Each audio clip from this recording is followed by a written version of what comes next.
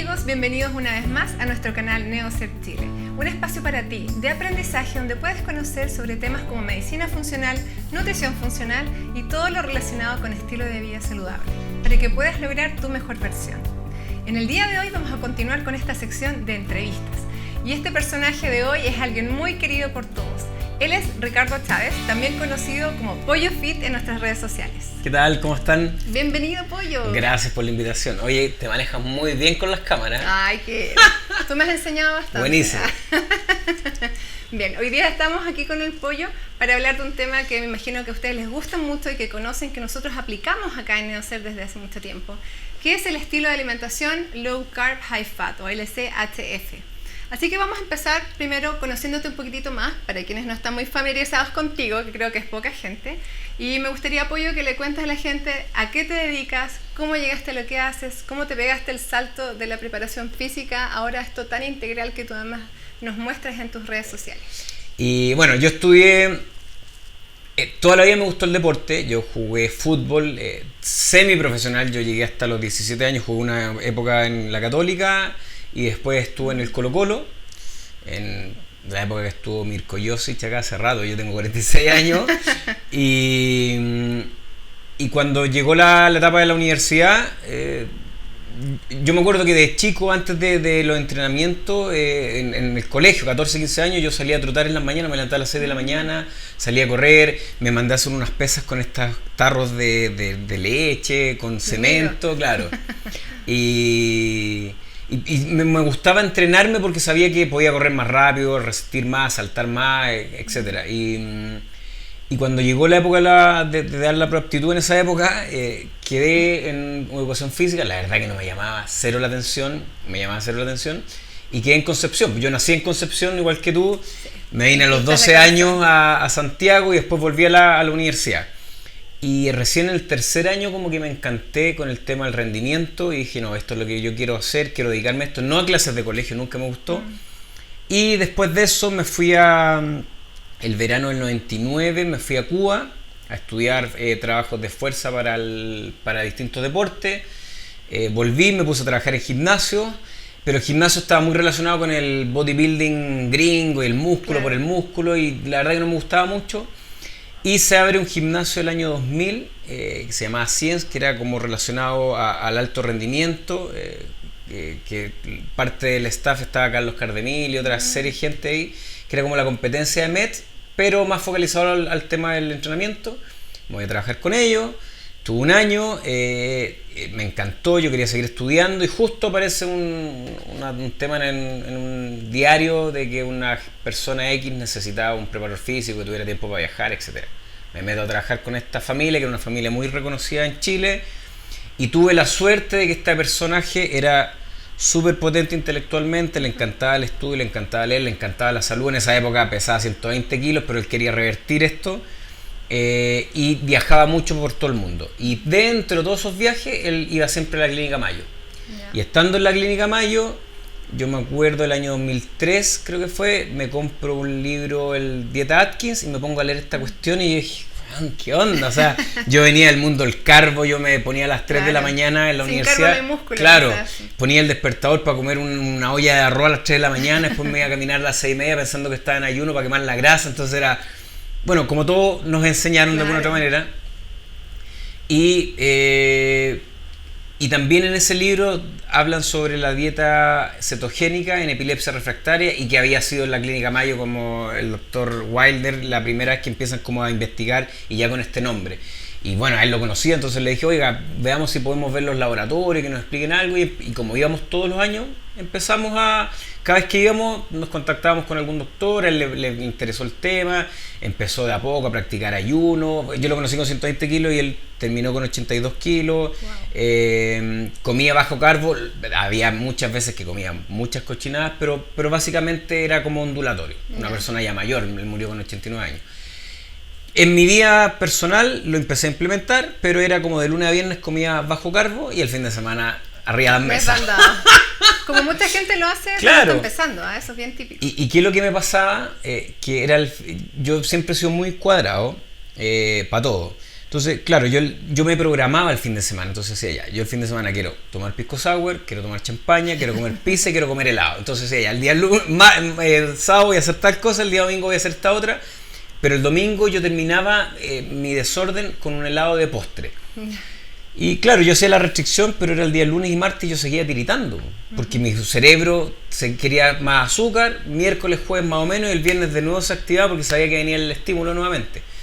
Así hasta el año 2013, que leo Cerebro de Pan, y es como que ahí digo, no, esta cuestión definitivamente me voy a meter de lleno, y ahí me metí a estudiar, y era lo que conversábamos delante, que como una persona del entrenamiento se mete en nutrición, básicamente porque la nutrición es parte importante con el entrenamiento y el descanso para rendir. Y cuando hablamos de rendimiento, no solamente pensando en gente mundiales ni olimpiadas, es rendir acá. Aquí mi compadre atrás de la cámara, tú acá en tu consulta, uno en la vida diaria, en el deporte, etcétera. Entonces, todos los que de alguna otra manera, creo yo, estamos relacionados, metidos en el área biológica de alguna manera, debiéramos manejar esas patitas y mucho más. Todos tenemos que conocer de las otras áreas, sino cómo podemos enseñar sobre el estilo de vida, que eso es lo que queremos.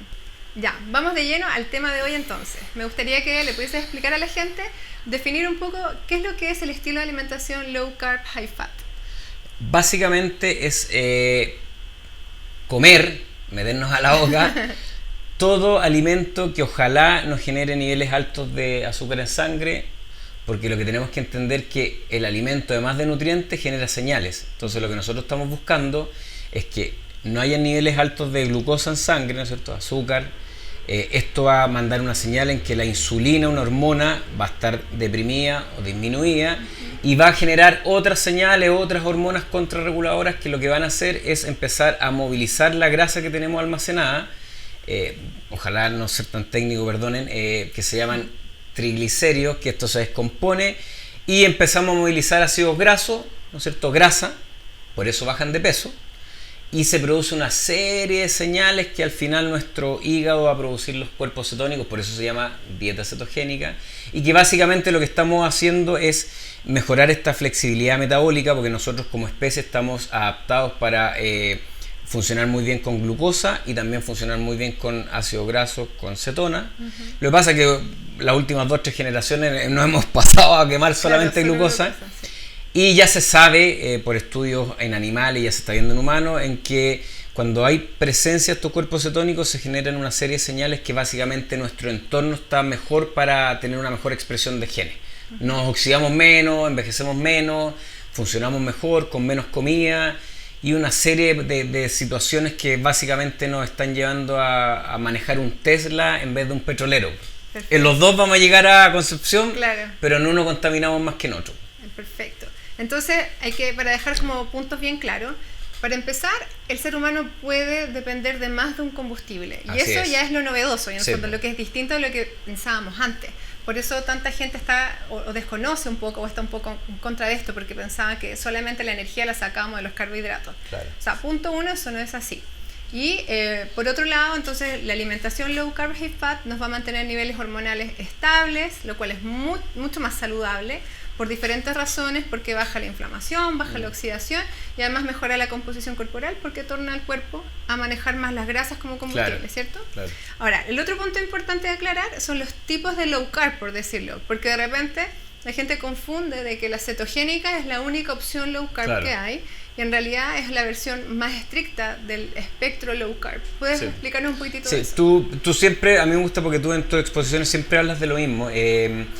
Claro, la dieta cetogénica hay que partir que uno tiene que producir cetona. Entonces muchas veces, y lo más probable que a ti también te ha pasado, oye, es que yo llevo comiendo ceto 1 año y no me ha ido bien. A ver, pero ¿qué comes? ¿Te has medido? No me he medido. Es que como grasa todo el día, que también es un tremendo error porque hay gente que piensa que una dieta cetogénica es comer grasa y tocino todos los días. Claro. Y básicamente uno tiene un espectro, ¿no es cierto?, en que puede, dependiendo si estoy adaptado o no adaptado, por ejemplo, en lo personal, yo de repente me como 80, 90 gramos de carbo y sigo produciendo cetona, por lo tanto, y ese carbo fue quinoa, por ejemplo, entonces la quinoa es cetogénica, en mi caso está siendo cetogénica porque me está ayudando a producir cuerpos cetónicos. Claro. Pero el alimento propiamente tal no es que sea cetogénico, es que el estado metabólico. Entonces, el espectro ese que tú dices va a depender de la necesidad de cada persona. Si bien a lo mejor, tú lo has visto y tú sabes mejor que nadie porque tú eres médico, una persona con diabetes 2, obeso, hígado graso no alcohólico, a lo mejor esa persona necesita ser más estricto que versus que viene un, no sé, un atleta que quizás tiene un pequeño sobrepeso pero no tiene ninguna de esas otras patologías. A lo mejor sí le puedo mantener con carbo y también voy a producir esos cuerpos cetónicos. Entonces, lamentablemente son temas complejos, no son fáciles de entender y que están estimulados por los matinales, por la revista El Domingo, y que la gente piensa que es dieta cetogénica, es grasa y bajar de peso. Claro. Y lo resume en eso. La nueva dieta mágica. Claro, y dieta y que vamos... No, esta cuestión es un estilo de vida, porque cuando toda la ciencia te está diciendo que es... Y básicamente si uno mira para atrás, la parte evolutiva, así evolucionamos. Los niños nacen en cetosis, hemos medido el MATI, y no nosotros, o sea, hay evidencia dura. Entonces, ¿para qué vamos a... volvemos al mismo, ¿para qué vamos a manejar un petrolero si podemos andar en un Tesla? Claro. Entonces, el espectro va a depender de las necesidades de cada persona. Exacto, o sea, uno puede indicar algo mucho más estricto como la dieta cetogénica estricta, que generalmente se define por menos de 20 gramos de carbohidrato al día, pero eso es bastante relativo, porque hay personas que con 30 gramos igual va a estar en cetosis nutricional. Y también existen las versiones un poco más flexibles o moderadas que tienen un poquitito más de carbohidrato, pero no va a tener exactamente los mismos beneficios de la dieta cetogénica, pero obviamente te vas a ver beneficiado por bajar inflamación igual, por regular más las hormonas. Y ahí el tema va bastante individual, porque obviamente una dieta cetogénica puede ser un poco más difícil de llevar al principio para ciertas personas y puedes hacer una transición. Y hay otras personas que médicamente tienen que hacer dieta cetogénica porque su salud depende de eso, y ellos van a empezar estricto propiamente tal desde el comienzo. Entonces es importante que la gente conozca que igual hay más de una manera de hacerlo, y uno recomienda tú a tus alumnos y yo a mis pacientes según cada caso para dónde dirigirlo. Definamos, aprovechando que dije cetosis nutricional, porque mucha gente puede que no sepa de qué se trata. ¿Podrías explicar un poquito eso? Mira, la cetosis nutricional viene inducida generalmente por los alimentos que yo voy a sacar o voy a ingerir, ¿no es cierto? Y está la cetosis fisiológica, que al final es lo mismo, pero tiene que ver con semántica, que va más que nada por el tema de un ayuno y el tema del ejercicio. En ambas situaciones lo que yo estoy buscando es que se produzca esta movilización, ¿no es cierto?, de ácido graso, y que el hígado empiece a crear esta acetona, pero para eso sí o sí tiene que haber bajos niveles de azúcar en sangre, y por lo tanto la insulina, que esta hormona, tiene que estar disminuida para que se active este otro mecanismo. Tenemos que entender que estos son mecanismos evolutivos que siempre han estado, que es parte de nuestra adaptación como especie, y que si no fuese por esos mecanismos, lo más probable es que a lo mejor no estaríamos acá, porque siendo Homo sapiens, solamente nuestra especie, hace más o menos 300.000 años, quizá un poquito más, si nosotros estábamos en la cueva y necesitábamos salir a buscar comida y no teníamos nada, teníamos que tener un mecanismo eficiente que nos diera energía, que nos mantuviera cognitivamente alerta para que no nos comiera el león, y que fuéramos capaces de producir energía para ir, cazar o recolectar, volver, comer, y básicamente para producir energía para reproducirnos. Pues, independiente de temas culturales y ahora medios filosóficos y la religión, etcétera, nosotros seguimos siendo lo mismo, y el único objetivo de estar acá, por eso digo, ahora es distinto, pero en la Tierra era básicamente preservar nuestra especie. Entonces este mecanismo está adaptado para que nosotros podamos rendir en ausencia de energía, y está súper estudiado en los años 50, 60 y 70 por Krebs, el del famoso ciclo de Krebs, ¿no es cierto? Más tiempo, un poquito más moderno, un alumno de George Cahill, que los tipos investigaron en ayunos de 30, 60 días, que ahora no se pueden hacer por temas éticos, lamentablemente, yo sería feliz que me midieran. Y los gallos se dieron cuenta que a las semanas de ayuno el cerebro, que es lo más importante, y también el corazón, empiezan a consumir estos cuerpos cetónicos, sobre todo el beta hidroxibutirato, en ausencia de azúcar, y funcionan extraordinarios. Y los glóbulos rojos, pueden consumir la glucosa y parte del cerebro también desde la misma grasa. Pues eso es lo maravilloso. Nosotros podemos producir glucosa, azúcar, de manera endógena, sin necesidad de meternos azúcar para adentro. Exacto, o sea que el cuerpo es muy sabio. Sí, y se adaptó a esto y básicamente seguimos siendo lo mismo. ¿Y tú has estado en cetosis nutricional ya cuánto tiempo más o menos? Yo creo que ya llevo harto rato. Lo que no quiere decir que de repente me salí, o sea, de repente yo he tratado de... Porque hay un par de estudios muy cortitos, en 2 semanas, 3 semanas, en poblaciones muy pequeñas, 10 personas, 12 personas, en que midieron, ponte tú, esto es súper técnico, pero midieron la vía de descomposición de glucógeno, del azúcar, ¿no es cierto? Y habían ciertas enzimas que se ponían un poquito lentas. Entonces de repente yo me alimento súper intuitivo, pero de repente digo, ya sabéis que llevo, no sé, pues 3 semanas he comido súper poco carbo, ya voy a meterle más quinoa, voy a meterle más fruta, pero sigo en cetosis, pero se me levanta más la glicemia. Entonces yo trato de ir jugando en eso, pero yo creo que llevo años, y yo me pincho siempre, me gusta, me encanta tener todos los datos dentro de mis posibilidades. Sí, y eso es porque le encanta experimentar con él mismo, claro. No es que todos tengan que No, por favor, no, sí. eso es, sí, a mí me gusta, lo que no quiere decir que uno tiene que tener la maquinita, no. Mientras podamos recopilar datos y aprender es interesante, pero no se trata de estar todo el rato, porque a mí me dicen, oye, güey, te pincháis todos los días. Bueno, hay momentos que sí, hay momentos que no, pero a mí me gusta, claro. Y me gusta jugar con eso, es un aprendizaje. Es tu pasión, tiene que ver con tu trabajo, además, claro. Así que por eso. Pero ustedes no necesitan hacerlo, ¿no? Exacto, de hecho nosotros, por ejemplo, acá tenemos la medición de cetonas disponibles, entonces nuestros pacientes, en vez de decirle que se compren una máquina, se la hacen acá cada vez que lo necesitan, y además que hay otras maneras de ir evaluando si es que uno está entrando en cetosis o no. ¿Qué dirías tú que la gente puede sentir, especialmente al comienzo y después cuando ya están adaptados, cuando están entrando en cetosis? Mira, cambios bien patentes y que le sucede a casi todo es empiezan a despertar antes sin sueño, entonces, más energía, con la boca seca, empiezan a sentir más sed, empiezan a orinar más, porque como no hay insulina, el riñón no empieza a retener líquido, empieza a soltar el líquido.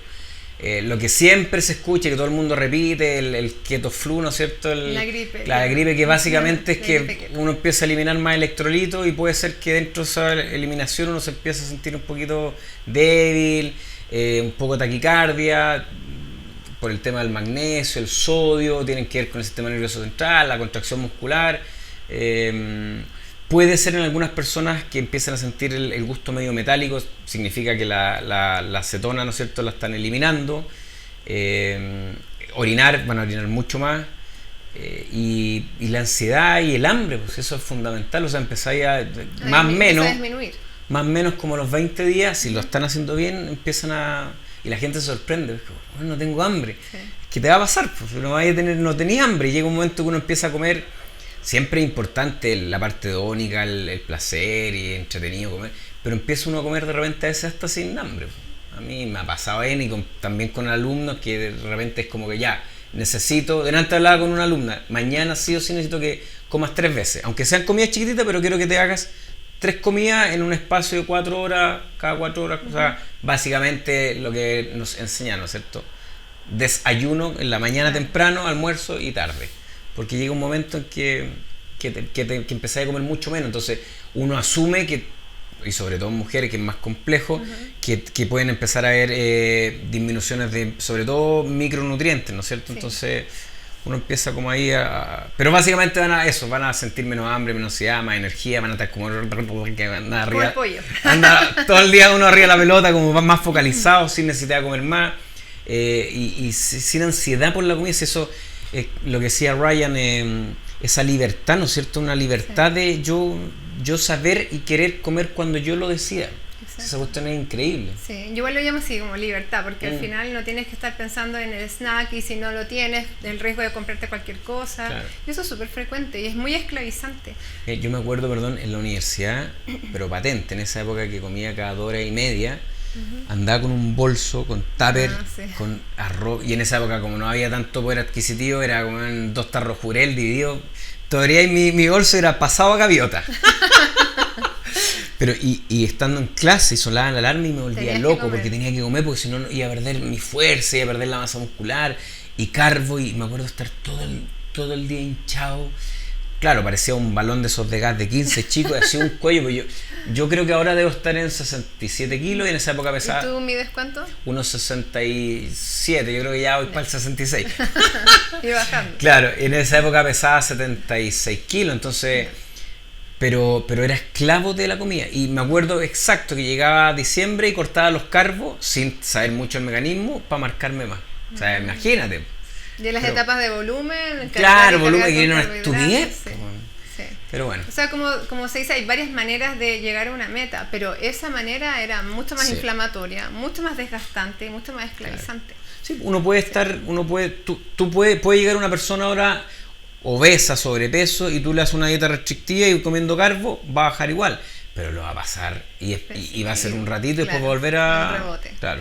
Entonces, para que queden claros esos últimos puntos que conversamos, cuando uno entra en cetosis nutricional hay un periodo de adaptación, ¿cierto? Que es clave porque de hecho hay muchos trabajos que hablan Sí. en contra de la dieta cetogénica o en contra de la restricción de carbohidratos y que duran, ¿qué? 2 semanas. Claro. Y eso es un muy mal estudio porque hay que primero pasar ese periodo de adaptación para recién estar viendo resultados que sean evaluables en forma objetiva. Y dentro de esa ventana de adaptación, que tampoco es que dure 3 semanas justas, sino No. que es variable de persona a persona, Sí. algunas incluso pueden demorarse meses, pueden aparecer ciertos síntomas que son propios y fisiológicos totalmente y que después dejan de estar presentes y simplemente ves los puros beneficios. Aparte que si uno, por ejemplo, es adicto al azúcar y lo dejas, es una droga finalmente Sí. a nivel cerebral, así que también pueden haber síntomas de abstinencia, Total. irritabilidad, tiritones, qué sé Sí. yo, muchas otras cosas. Pero una vez pasando eso, ustedes pueden vivir todos los beneficios como tú lo has demostrado y tú lo muestras siempre. Y además esta libertad de que ya no requieres comer a cada rato y puedes comer fácil 2, 3 comidas al día sin problema. Y ahí tú nombrabas varias veces el tema de comer de manera intuitiva, que eso es algo que yo también la siento que ya la he vivido, pero es porque ya tenemos experiencia en esto. Y mucha gente cree que tiene que comer intuitivamente desde el comienzo. Claro. Y ahí es donde de repente caen en errores y hemos comentado muchas veces que hay gente que te dice es que no tengo hambre entonces no como y Sí. pueden exagerar y pasar Sí, claro. mucho tiempo sin comer y finalmente caer en carencia. Claro. Entonces el tema de comer intuitivo yo creo que va de la mano con aprender primero mucho sobre la teoría y además aprender sobre sí mismo y La además experiencia. la experiencia Sí. y estar dándose cuenta de cómo estoy comiendo, no contando cosas, sino No, que no. simplemente estar pendiente y consciente de alguna manera de lo que le estamos dando al cuerpo y lo que le podría faltar. Sí. Bien, hablemos un poquitito de algunos mitos con respecto al low carb y las típicas, en fondo, cosas que se dicen de por qué no hay que aplicarlo. Por ejemplo, el tema de que la cetosis es perjudicial. Yo creo que ahí podríamos comentar un poco la diferencia con la cetoacidosis y estos otros términos que confunden mucho de repente al área de la salud. Sí, bueno, ahí generalmente viene de ese rechazo viene más que nada por la gente más nutricionista, médico, porque la gente normal que no está relacionada al ámbito biológico no conoce mucho estos términos, pero claro, ellos piensan que comiendo de esta manera primero vamos a acidificar el pH sanguíneo, ¿no es cierto? Cosa que es imposible, porque si no estaríamos todos muertos. Y vamos a producir una cetoacidosis que viene dada por un rango súper específico que es sobre 10 milimoles por litro, ¿no es cierto? De ahí para arriba. De ahí para arriba. Nombrando estos ayunos de los años 60, que tipos que llevaban 3 meses haciendo ayuno marcaban 6, 7 y con glucosas bien disminuidas. Entonces la cetoacidosis diabética siempre va acompañada generalmente con una glucosa muy elevada y sobre 10 milimoles y que generalmente se ve con diabetes 1. Sí, ¿no es tipo cierto? 1 que es la autoinmune. Claro. Entonces son pacientes que están descompensados. No son personas sin diabetes que están comiendo low carb, Claro. high fat y están en cetosis nutricional. Son cosas totalmente distintas. Personalmente, yo he hecho ayunos ayunos que he hecho son 3 días y entrenando. Jorge Vega ha hecho hasta 5 días, o sea, también, y comiendo súper bajo carbo. Yo he hecho hasta 2 días Ya. y medio. Y con suerte, o sea, 5, 4, entonces ese parámetro que viene dado en general porque las cetonas, cuando uno agarra estos libros de fisiología o de medicina, la asocian inmediatamente con una cetoacidosis diabética y como que ahí está, le pusieron la lápida. Claro. Pero no está en lo que hablamos siempre, en un contexto de una dieta baja en carbohidratos, que generalmente es una cetosis nutricional, por eso se llama así, saludable. Perfecto, o sea, son dos cosas totalmente diferentes para que no se confundan. El otro tema, el típico de comer muchas grasas, que las cosas perjudiciales que podría producir, especialmente, mira, yo he escuchado de que puede producir hígado graso, Sí. que puede producir riesgo cardiovascular. Trata de desmentirnos un poquitito de estas cosas. No es mi área, yo no soy médico, pero dentro de lo que uno ha estudiado, la grasa, claro, a nosotros nos criaron en que la grasa de la dieta engordaba y si que teníamos grasa saturada, mucho colesterol, y el colesterol iba a taponear la arteria, nos iba a dar el hígado graso por el apellido, es por la grasa. Claro. Y básicamente el hígado graso tiene que ver con el tema de la fructosa, ¿no es cierto? Y generalmente por una dieta excesiva en hidratos de carbono que en el hígado se transforman en grasa, ¿no es cierto? Y porque son reservorios que nosotros vamos a guardar en momentos de escasez, claro. Para eso estamos adaptados. Por eso es tan común en gente con sobrepeso, obesidad, claro. Resistencia a la insulina, claro. Y diabetes. Claro. No es que usted coma grasa y se le va a producir hígado graso, claro. No tiene nada que ver con eso. El tema del colesterol, por eso es tan importante el estudio y el entender, porque el colesterol viene dado por una serie de estudios que se hicieron en los años 15, después en los años 50, en los años 60, y que son estudios epidemiológicos, no clínicos, ¿no es cierto?, en que relacionan, ¿no es cierto?, no causa-efecto, porque no son clínicos, no manejáis todas las variables, y cuando uno se mete en esos estudios están súper mal diseñados, falsearon datos y una serie de cuestiones, se metió la industria, básicamente los gringos, ¿no es cierto?, en los años 70, en una cuestión de 4 paredes, con una comisión en el Congreso, hubo lucas de por medio, Nestlé, la azucarera, etcétera, y que básicamente llevaron a decir que las grasas, a satanizarlas, ¿no es cierto?, que las grasas eran el problema, y lo que se ha visto es que hay poblaciones que tienen niveles de colesterol elevados y no tienen enfermedades cardiovasculares, y gente que tiene el colesterol elevado y tiene enfermedades cardiovasculares, pero no sabemos si esas poblaciones fumaron, alcohol, estrés, si comen grasa en presencia de azúcar, porque eso es súper importante. Hace como 15 días estuvo acá un doctor de apellido Hall, que es el que descubrió mTOR, una eminencia, lo trajo a la Solematu. Y él, tienes que decir lo que es mTOR.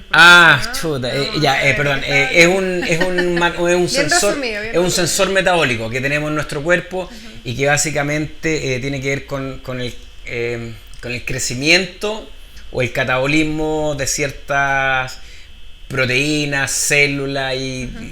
Básicamente él manda, si hay nutriente, energía, él activa vías y si no hay, desactiva vías. Entonces se está viendo mucho en el tema del envejecimiento, uh-huh. En el tema de los cánceres, etcétera. Bueno, esta persona que es un cerebro, él mostraba estudios y hablaba de, en animales, en ratones, dice dietas altas en grasa. Entonces yo cuando le pregunté, uh-huh. Me decía, no, nosotros cuando hablamos de dietas altas en grasa en laboratorio, en ciencia, hablamos de básicamente grasa fructosa, ¿no es cierto?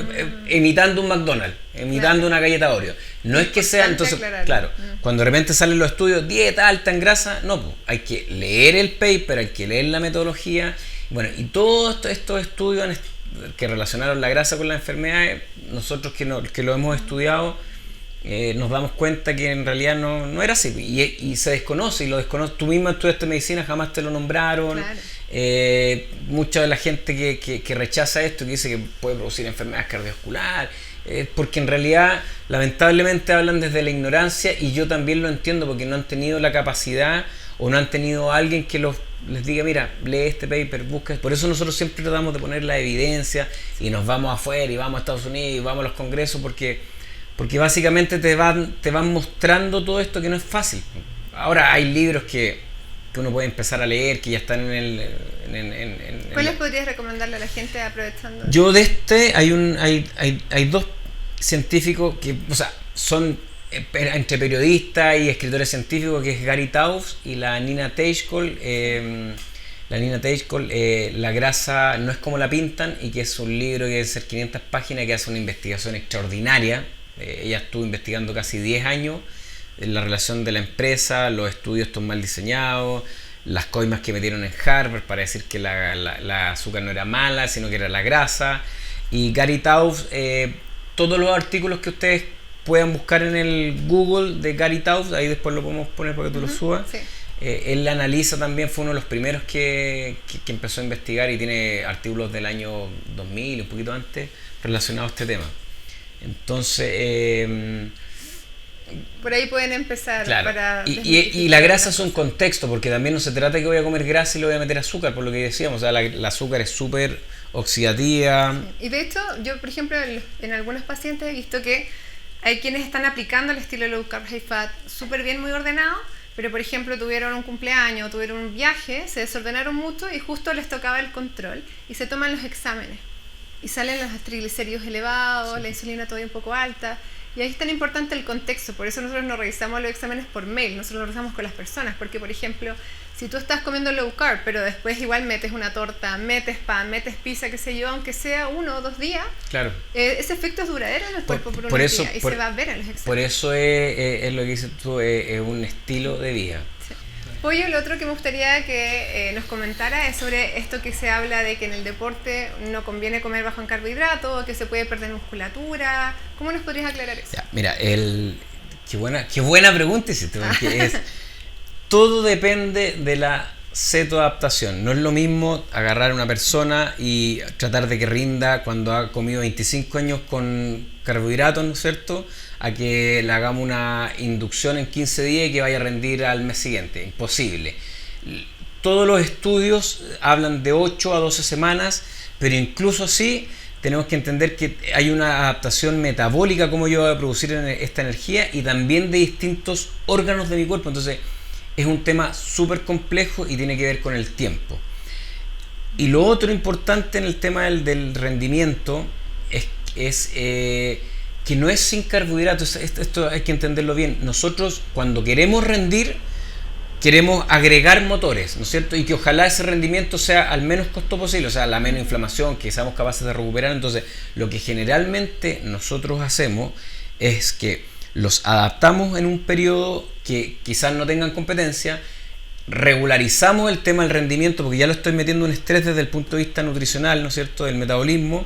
Yo no quiero seguir estresándolo con el tema del rendimiento, entonces bajo volumen, bajo la intensidad, mientras hago la inducción nutricional, de a poco empiezo a aumentar las cargas, y cuando vamos a hacer la competencia o entrenamientos que sean más relacionados con la competencia, empezamos a cargar de alguna manera carbohidratos.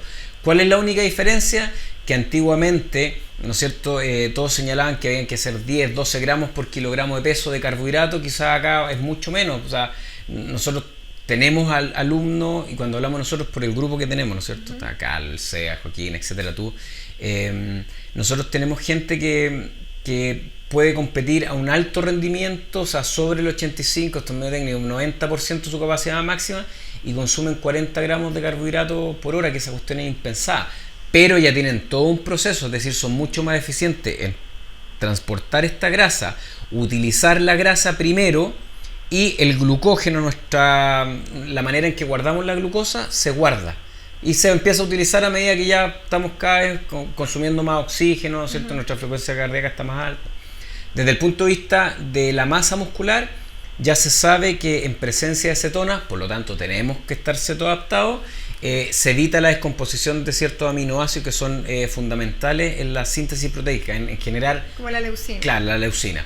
Y al mismo tiempo parece ser que estas mismas cetonas aumentan esta síntesis. Entonces, pero todo tiene que ver con la adaptación. No podemos pensar en que voy a partir hoy día y quiero estar rindiendo en 15 días, en un mes, o quiero estar musculoso en un mes, en 2 meses. Claro. Y además, si quiero ser musculoso, tengo que entrenar para eso. Exacto. O sea, eso es lo primero. Tengo que entrenar, y lo otro se va adaptando. El descanso, la nutrición, qué comer antes, durante, después, porque una cosa es la señora Juanita, ¿no es cierto?, y otra cosa es una persona que quiere rendir. Exacto. Que Siempre rendir hay que en el deporte, a eso me refiero. Claro, siempre hay que personalizarlo. Entonces, eso es súper importante, así que quienes hacen deporte, especialmente quienes compiten o quienes están iniciando una actividad deportiva que no están acostumbrados también, todo esto deberían hacerlo bajo asesoría. Nosotros acá en Neocel tenemos, además, todas nuestras nutricionistas manejan excelente el tema low carb, high fat, además de otras áreas de la nutrición, pero además tenemos nutricionistas que son deportivas, entonces nosotros lo ajustamos según los requerimientos de cada uno y lo vamos personalizando. Yo sé que tú también con tus alumnos también lo haces súper personalizado.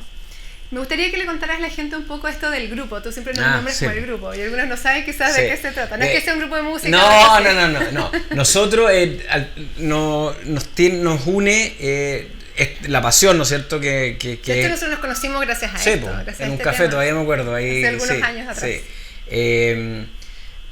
Estás tú, ¿no es cierto? La Paulina, está la Barbie de Keto Club, Carlos Cardemil, que es un tremendo preparador físico, Joaquín también, que es profesor universitario y él está en la mayor y está haciendo clases sobre metabolismo, cetona, etcétera.